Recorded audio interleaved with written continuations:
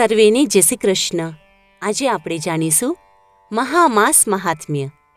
મહામાસ મહાત્મ્યમાં 7મો અધ્યાય અહિંસા જ પરમ ધર્મ છે.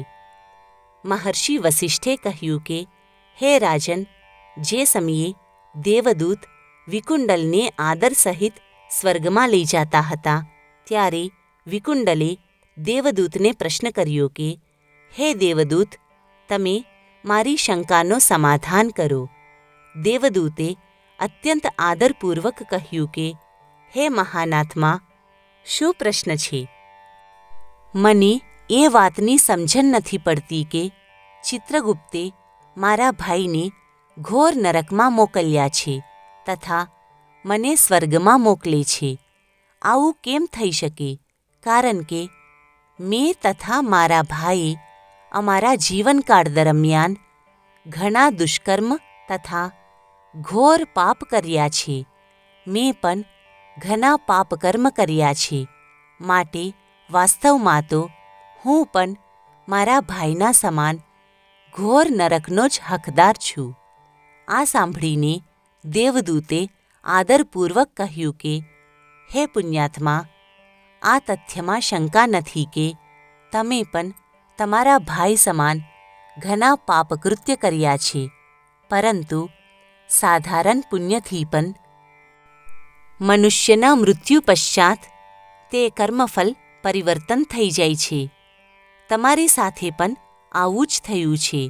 માટે તમે સ્વર્ગના સન્માનિત અતિથિ થઈ ગયા છો.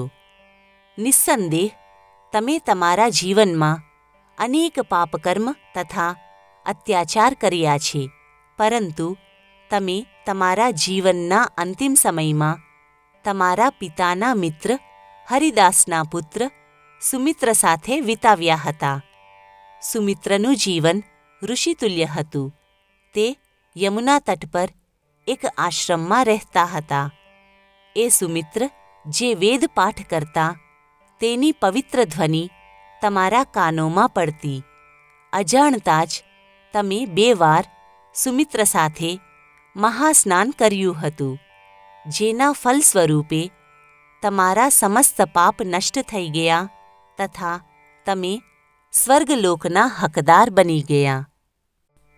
ત્યારે વૈશ્યપુત્ર વિકુંડલે દેવદૂતને પૂછ્યું કે, હે દેવદૂત, કયા કયા કામ શ્રેષ્ઠ કહેવાય છે, જેનાથી સદ્ગતિની પ્રાપ્તિ થાય છે, તથા કયા કર્મોથી મનુષ્યને નરકની પ્રાપ્તિ થાય છે?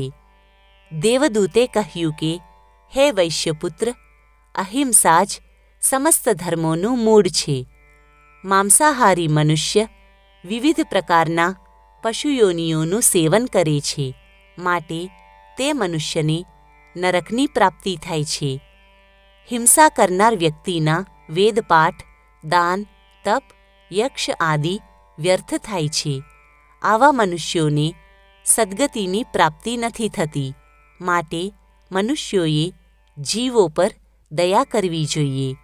મહાસ્નાન, વ્રત, તપ, જપ તથા યથાયોગ્ય દાન કરવું જોઈએ, જેનાથી તે મૃત્યુ પશ્ચાત સદ્ગતિને પ્રાપ્ત કરીને જન્મ મરણના યોનિચક્રમાંથી છુટકારો મેળવી શકે.